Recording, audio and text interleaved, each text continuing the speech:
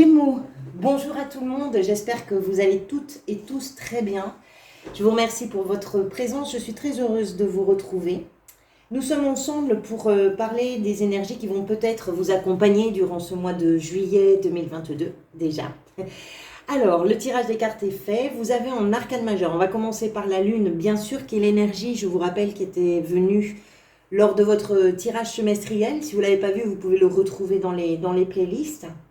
Donc ça, c'est l'énergie qui va vous accompagner durant tout ce mois. Vous avez en arcane majeur le monde ici, l'étoile, le magicien et la grande prêtresse. C'est pas mal, hein? C'est pas mal. Et ensuite, vous avez des bâtons, des épées, des deniers et des coupes. Tous les autres éléments sont représentés, donc c'est quand même un tirage assez équilibré. Allez, on va démarrer tout de suite, donc comme je vous disais, avec la lune, qui est l'énergie qui va vous accompagner peut-être, certains d'entre vous, durant ce mois de juillet. La lune, ça symbolise le temps, mais pas n'importe quel temps. C'est pas juste un temps qui s'écoule, c'est un temps qui provoque quelque chose. On connaît l'influence de la lune sur les marées. C'est en ça qu'il provoque quelque chose. C'est-à-dire que c'est un temps de transformation qui est dû, je dirais, au mouvement. Voilà. La lune, c'est également l'aspect irrationnel de certaines peurs. C'est-à-dire que c'est une imagination débordante qui, par certains égards, peut être très créative et assez plaisante. Par exemple, si vous êtes dans l'art, si vous êtes dans la créativité, dans un domaine très créatif comme ça peut être très très bien. Mais ça peut être aussi une imagination qu'on va appeler diabolique, vous le mettrez entre guillemets, en ce sens qu'elle ne vous permet pas forcément de voir les choses telles qu'elles sont réellement. La lune, si vous voulez, ça brille, oui, mais ça brille dans la nuit. Donc on a cette notion de quelque chose qui est un peu caché, qui est pas encore bien révélé d'une certaine façon. Ce que l'arcane nous explique, c'est que peut-être ce mois de juillet pour vous, c'est celui justement qui va vous permettre de raisonner certaines émotions, peut-être aussi vous faire comprendre votre besoin de renouvellement, que ce soit dans un domaine ou précis ou d'une façon très générale dans ce que vous êtes en train de vivre.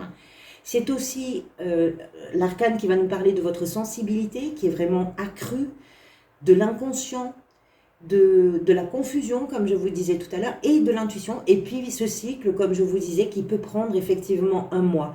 Alors, un mois, pourquoi? Peut-être pour mettre en évidence ce qui dort ou ce qui est un peu englué quelque part dans votre tête et qui justement demande à être vu ou à être entendu.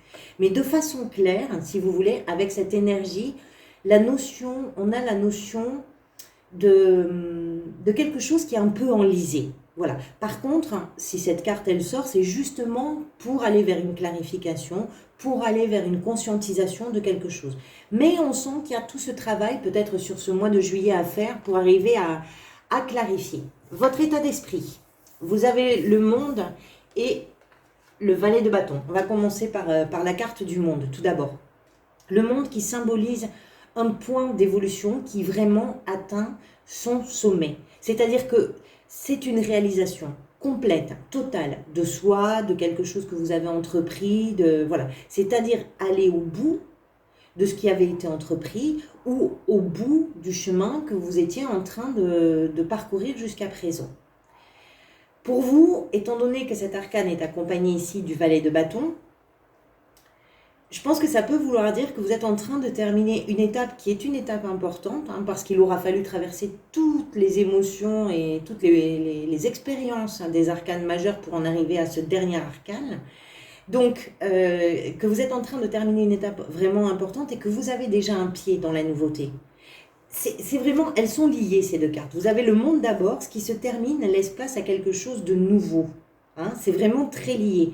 Alors, le valet de bâton, par son élément, il est associé à la motivation, il est associé à la créativité, encore une fois, au mouvement également, dont on parlait avec la lune, à l'enthousiasme. Si vous voulez, les bâtons, c'est le feu, c'est la passion, c'est la motivation, c'est tout ça. Donc, peut-être qu'il s'agit pour vous d'une idée nouvelle, peut-être que c'est une nouvelle émotion, Ça peut être un nouveau désir, un nouveau projet professionnel, pourquoi pas, ou autre, hein, un projet de vie. Ça peut être également un voyage que vous envisagez. Mais on peut partir aussi sur l'idée que ça peut être une formation ou des études dans un domaine qui est vraiment différent de ce que vous faisiez précédemment.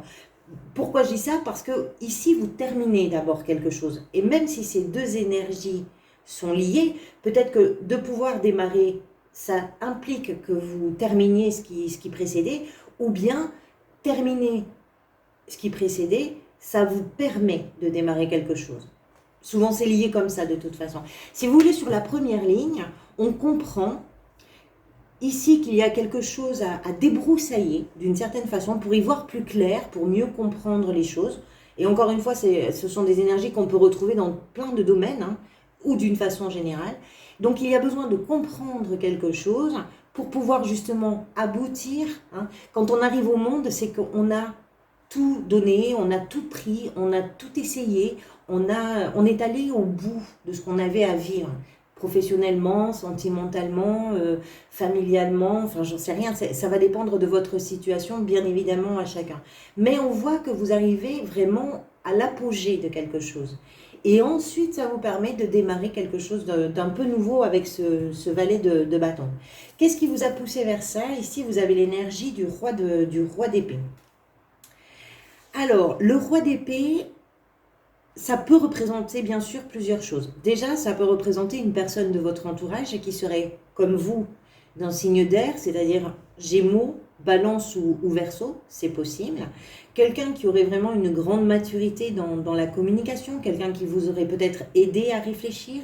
On n'est pas, si vous voulez, avec le roi d'épée, on n'est pas du tout dans l'émotion des choses. Pas du tout. Hein, on est vraiment dans la réflexion, etc. Ça peut être aussi votre énergie à vous. C'est-à-dire que vous avez atteint cette maturité de réflexion et que ce roi a la particularité d'être extrêmement convaincant parce qu'il est rationnel et qu'il maîtrise son sujet. Que ce soit pour vous quelqu'un qui vous a poussé à une réflexion ou que ce soit votre énergie, en tout cas, il y a quelque chose que vous avez complètement maîtrisé, une chose sur laquelle vous avez su communiquer. Vous avez d'ailleurs peut-être pris une décision qui était importante pour vous, mais si vous l'avez prise, ça n'est pas sans avoir analysé, on va dire, complètement tous les aspects de la situation. Voilà, vous avez peut-être su vous expliquer, vous faire entendre. Il y a peut-être aussi l'idée que vous êtes resté ferme dans votre position ou dans votre choix. Mais pourquoi? Parce que votre logique était vraiment implacable. Alors, le roi d'épée peut également représenter un conseiller, un avocat, un notaire, pour certains un médecin. Alors, médecin un petit peu moins, mais pourquoi pas? Ça peut aussi être un médecin. En tout cas, si vous voulez, ça peut représenter une personne qui a une compétence pour gérer ou pour régulariser une situation ou une problématique. Donc, une maturité d'analyse, une décision et le tout pleinement assumé. On est en présence d'un roi. Vous avez deux rois hein, quand même. Ici, on y reviendra, vous avez le roi de coupe également. C'est un roi, donc quelque chose de très assumé, de très maîtrisé également. Dans la réflexion, dans la communication, dans l'échange, dans la prise de décision. Ça, c'est l'énergie qui vous a amené vers... Alors, c'est étonnant parce que autant le roi d'épée, il est extrêmement clair, tout est limpide. Hein.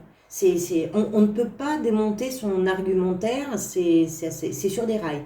Tout est limpide, c'est logique, c'est cohérent, c'est clair, c'est... Et pourtant, vous avez quand même une part de confusion quelque part. Je ne sais pas comment ça peut résonner pour vous. Mais ça, c'est un peu derrière vous, le roi d'épée. Ce que vous désirez par-dessus tout, alors c'est l'étoile qui est venue. L'étoile qui peut-être justement arrive à vous montrer un petit peu le chemin sous le brouillard de la Lune, sous la confusion de la Lune. Ça, c'est votre boussole, c'est votre bonne étoile. Ici, on a l'idée que l'intuition va s'inviter dans ce que vous désirez, c'est-à-dire vous faire confiance et faire confiance aussi à la créativité, à l'espoir et puis peut-être aussi à cette énergie très vive du valet de bâton. Ce que vous voulez, moi je pense, c'est arriver à composer avec ce qui est factuel, mais en y ajoutant votre touche personnelle. Cet arcane, l'étoile, ça répare quelque chose en ce sens que c'est une énergie qui fait vraiment du bien, ce qui induit qu'il y a peut-être quelque chose à apaiser en vous. Alors, est-ce que c'est d'avoir été trop souvent, pourquoi pas, hein, dans l'analyse, d'avoir vraiment mis les choses sur les rails Et finalement, de ne pas vous être autorisé à écouter ce qui se passait à l'intérieur de vous, vos ressentis, vos émotions, vos désirs, vos idées, etc. C'est possible. Tout en sachant que c'est pourtant par ce chemin que vous êtes aujourd'hui capable d'atteindre cet apogée, ce point culminant ici, hein, dont on a parlé tout à l'heure. C'est aussi l'espoir et peut-être l'espoir d'avoir la capacité de vous adapter. C'est l'envie d'y croire. Et puis de vous laisser un peu porter davantage par un élan qui est dynamique et qui est passionnant, plus que par la raison. C'est possible aussi. Et c'est un petit peu, avec l'étoile, on a cette notion aussi, l'idée que là où vous en êtes aujourd'hui, c'est pas par hasard. Ce qui s'est passé, ce que vous avez vécu, ce qui s'est joué, ce qui s'est dit, ce qui s'est fait, etc., c'est quelque chose qui vraiment vous a guidé. On a cette notion-là avec l'énergie de l'étoile, le sentiment de se sentir guidé. Les choses se sont organisées peut-être autour de vous de telle sorte que ce que vous êtes en train de terminer aujourd'hui, ce que vous êtes en train de démarrer aujourd'hui, c'était incontournable d'une certaine façon, c'était évident. Si vous faites un zoom arrière, vous allez vous rendre compte d'une certaine logique dans les événements. L'énergie qui va venir vous aider, c'est le magicien. Alors, le magicien, c'est vraiment le faiseur. Ça, c'est une énergie de concrétisation, pardonnez-moi, de réalisation. Je vous disais que vous aviez envie de faire avec les choses qui sont là. Et ce qui va vous aider, justement, c'est d'y parvenir. Le magicien réalise ce qu'il veut, même si tout n'est pas optimal pour y parvenir. Vous avez un talent pour jongler, pour harmoniser, pour faire cohabiter des choses qui ne sont pas à l'origine faites pour cohabiter du tout. Et puis sans doute avec une finalité en perspective. Je vous rappelle qu'ici vous avez l'espoir, c'est ce que vous voulez le plus, c'est-à-dire qu'il y a quelque chose qui vous motive, quelque chose qui vous fait envie, quelque chose qui vous permet de penser que ce vers quoi vous allez, c'est quand même mieux pour vous d'une façon ou d'une autre. On comprend aussi que ce chapitre-là, ou ce livre, ou je ne sais cette page que vous êtes en train de boucler ici, c'est quelque chose qui vous propulse. On passe du dernier des arcanes majeurs au numéro 1. Alors, avant le magicien, dans le tarot, il y a le fou, qui est celui qui s'élance complètement. Ici, vous arrivez avec c'est pas le fou, mais vous arrivez sur le numéro 1. Donc, avec sans doute des choses à organiser, parce qu'il y a quelque chose qui n'est pas encore très clair, mais vous avez des énergies de confiance, vous avez des énergies de motivation, et vous avez le talent du magicien pour vous permettre justement de réaliser ce qui vous fait envie. Votre défi, la 6 de denier. Peut-être que c'est de ne pas ignorer les difficultés. Alors bien sûr les vôtres d'abord, mais aussi celles des autres. C'est de ne pas vous sentir lésé, de ne pas léser les autres. La 6 de denier, c'est une énergie de partage et d'équilibre. Vous l'avez en défi. Ça veut peut-être dire que vous avez des angles à arrondir pour que les choses soient justes et que ce sera peut-être sous forme d'effort pour vous de considérer ce qui touche aussi aux autres. Alors ça peut être lié au travail.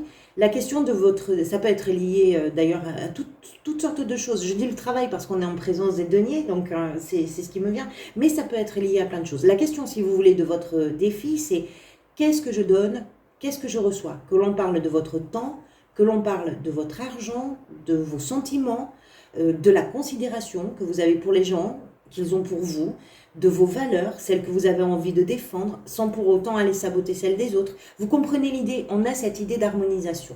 C'est un défi. C'est-à-dire que autant ce qui vient vous aider, c'est ce magicien qui est capable de réaliser des choses improbables, autant ce que vous avez à relever comme défi, c'est l'idée que les choses se passent avec un petit peu de fluidité et que vous puissiez vous y retrouver.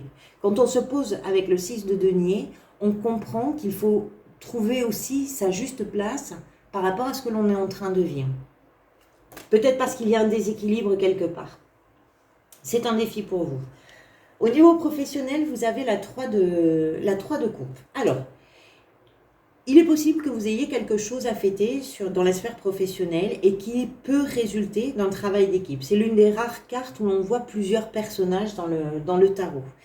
Donc, ça peut effectivement résulter d'un travail d'équipe. Ça peut être également une opportunité qui peut vraiment être réjouissante et qui viendrait d'un réseau, que ce soit un réseau d'amis, un réseau familial, peu importe, qui viendrait d'un réseau. C'est une carte, si vous voulez, qui va célébrer un succès et qui nous parle de plusieurs personnes. Ici, on a effectivement 3 personnes. Alors peut-être que vous ne travaillez pas. Quoi qu'il en soit, ce que l'on trouve ici, c'est l'idée que vous avez le soutien de votre entourage, que vous avez une carte avec des émotions de joie, avec des émotions de succès, de bonheur, si vous ne travaillez pas, et qu'il y a quelque chose à fêter. C'est une célébration, c'est une carte qui nous parle de la légèreté, du plaisir d'être ensemble, de pouvoir fêter quelque chose ensemble. Donc c'est une carte très positive dans la sphère professionnelle. Et comme je vous disais, ça peut aussi, si vous cherchez un emploi, être une proposition, une opportunité qui vient d'un milieu que vous connaissez.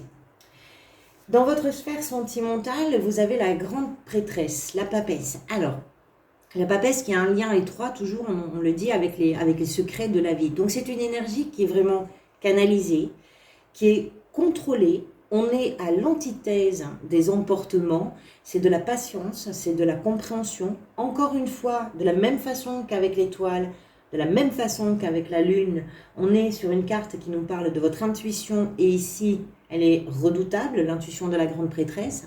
Donc, on peut penser que vos échanges sont sages, dans le sens de la sagesse, qu'ils sont sereins, que c'est peut-être aussi quelqu'un... Parce que la grande prêtresse, si vous voulez, elle connaît les secrets. Elle n'a pas besoin qu'on lui explique les choses, elle sait. Elle sait d'en savoir presque ancestrale, on va dire. Elle sait les choses comme si elle savait tout sur l'histoire de l'homme depuis ses origines. Il y a quelque chose, il y a une notion un petit peu comme ça. Donc il y a peut-être pour vous quelque chose qui se révèle dans vos relations. On peut parler de votre couple, on peut parler de vos relations familiales, amicales, on peut parler de... Voilà, ça peut concerner bien sûr toutes les relations. C'est peut-être quelque chose qui se révèle à vous, quelle que soit la nature de cette chose. Ce sont des énergies de stabilité, des énergies de prudence aussi, de réserve, et l'idée que vous savez. Je ne sais pas quoi, je ne sais pas comment, mais vous savez. Ça, c'est dans la sphère sentimentale. Comment vous vous sentez durant ce mois de juillet? Le roi de coupe, qui nous explique que vous êtes vraiment en pleine possession de vos moyens, en pleine maîtrise, et notamment sur le plan émotionnel. Vous gérez cette fin de cycle avec ses aléas. Vous êtes en mesure de laisser place à ce renouveau. Vous êtes capable d'assumer, d'exprimer ce que vous vivez, comment vous vous sentez. Et puis, vous savez également faire preuve de retenue si, par exemple, vous vous trouvez dans des situations qui peuvent être délicates. Vous êtes pleinement conscient de ce qui se passe, de pourquoi vous en êtes là, comment vous en êtes arrivé là, de ce que vous ressentez. Et cette maturité, c'est peut-être ça qui va vous permettre justement de comprendre comment vous pouvez rééquilibrer ce que vous avez ici en défi, mais tout en tenant compte de vos propres émotions. Les coupes sont attachées à l'émotion, sont attachées à l'amour, sont attachées à ce qui vibre à l'intérieur de soi. Ce sont des énergies, bien sûr, qu'on peut retrouver vraiment dans tous les domaines. Le roi, c'est le plus abouti.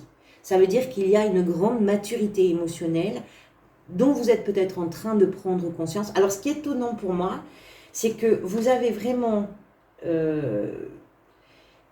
comment je pourrais vous dire ça ? Le sentiment que j'ai, c'est que l'intuition prend une grande place pour vous dans ce mois, et c'est comme si vous étiez passé de « je n'écoute pas du tout la petite voix qui est à l'intérieur de moi, je m'en tiens aux faits, je m'en tiens aux actes, je m'en tiens aux mots, etc. » Et que tout d'un coup, c'est comme si quelque chose non pas se déverrouillait, mais s'enclenchait. Au contraire, s'enclenchait, et que ça vous permet aussi d'être un peu plus à l'écoute de ce qui se passe à l'intérieur de vous. C'est vraiment le sentiment que j'ai avec votre tirage. L'énergie vers laquelle vous allez à la fin du mois, c'est la 6 d'épée, qui nous explique que justement cet aboutissement, c'est quelque chose qui va vous permettre de laisser derrière vous une agitation pour vous embarquer vraiment vers un nouvel horizon.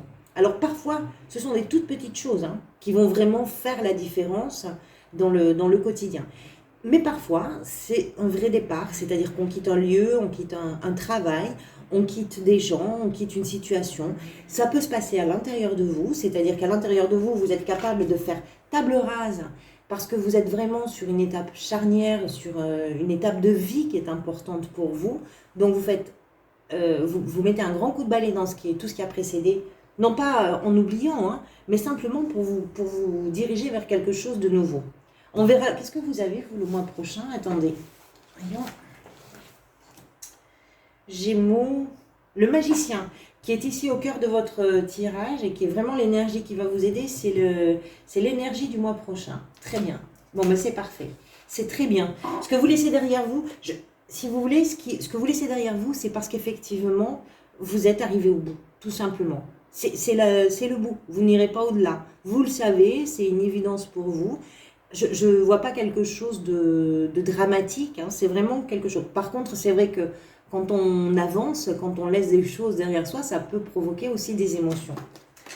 Voilà pour vous les Gémeaux. J'espère que cette vidéo fera écho à ce que vous êtes en train de vivre. Merci pour votre présence. Je tiens à vous remercier également pour vos engagements, vos likes, vos commentaires et puis vos abonnements parce que ça permet à la chaîne de grandir. Donc merci pour tout ça du fond du cœur. Je vous retrouverai bientôt pour le format plus court que je propose, vous savez, les parenthèses. En attendant, prenez soin de vous, hydratez-vous si vous êtes sous la canicule. Merci pour tout, à très bientôt.